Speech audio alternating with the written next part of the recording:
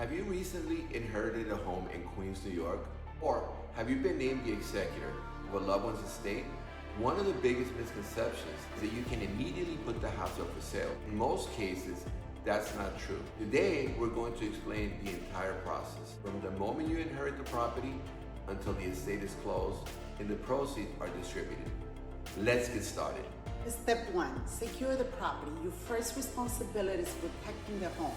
If it's vacant, make sure it is locked. Notify the homeowner's insurance company that the owner has passed away. Keep the utilities on, arrange for lawn care and snow removal, and have someone check on the property regularly. A vacant home can quickly lose value, and if the property is not well maintained. Step 2. Meet with an estate attorney before you can sell the property. You need to know who has the legal authority to act on behalf of the estate if there is a will. Your attorney will file it with the Queens Surrogates Court. If there isn't a will, the attorney will petition the court to appoint an administrator. The court will then issue letters of testamentary or letters of administration. Without those letters, you generally cannot sign a contract to sell the home. Step number 3. How long does probate take? This is probably one of the questions we hear the most. Every estate is different, but if everything is filed correctly, there are no family disputes and all the heirs cooperate, a straightforward probate case in Queens typically takes about 3 to 6 months before permanent letters are issued. If someone contests the will or heirs cannot be located, the process can take much longer. In some situations, your attorney may request preliminary letters of testamentary. These temporary letters may allow the executor to begin managing the estate and even prepare the home for sale while the probate continues. Step number 4. Gather your documents while probate is moving forward. Start organizing everything related to the property: the deed, death certificate, mortgage statements, property tax records, utility bills, insurance information, homeowner association documents, and if applicable, any leases. If the property is occupied, being organized now will save you time later. That's right. In step number 5, find out what the home is worth. Don't rely only on online estimates. Every property is unique.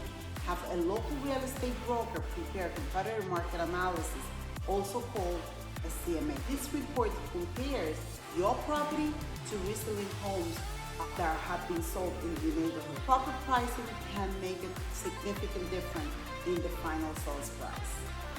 Step number 6, decide whether to sell as is or make improvements. Many families think that they have to renovate the entire house. That's usually not necessary. Sometimes a deep cleaning, fresh paint, decluttering, minor repairs, and landscaping are enough to maximize the home's values before spending thousands of dollars. Ask your realtor which improvements will actually produce a return on your investment. Step number 7, list the property. Once you have the legal authority and the home is ready, it's time to market the property. Professional photography, video, floor plans, social media advertising, email marketing, maximum online exposure, open houses. The more qualified buyers who see the home to receive a stronger offers. Step number 8, review every offer carefully. Don't focus only on the purchase price. Ask yourself, is the buyer paying cash? Are they obtaining financing? Do they have proof of funds? What contingencies are included? How soon can they close? Sometimes the strongest offer isn't the highest offer.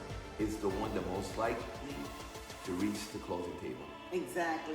Step number 9, closing date. Congratulations, the property has sold, but the executive's responsibilities are not over.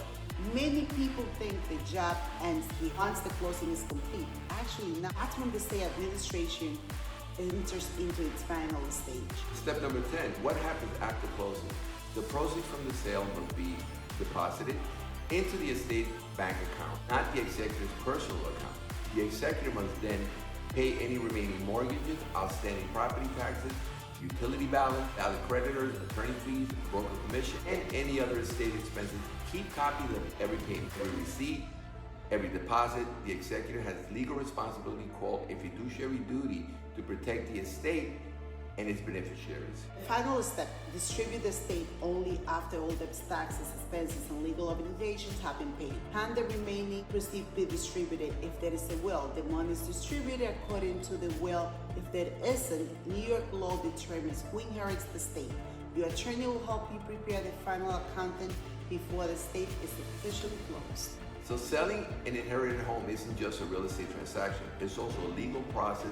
Having the right attorney, the right title company, and the right realtor can make all the difference. If you inherit a home anywhere in Queens and you're not sure what your next step should be, we are here to help. At Empire Fine Homes, we have helped many families navigate estate sales from start to finish.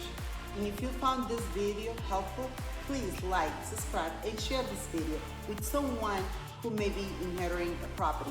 If you have questions about selling an estate home in Queens, give us a call for a free consultation. We are Elias and Alejandra with Empire Fine Homes. Thank you for watching, and we'll see you in the next video.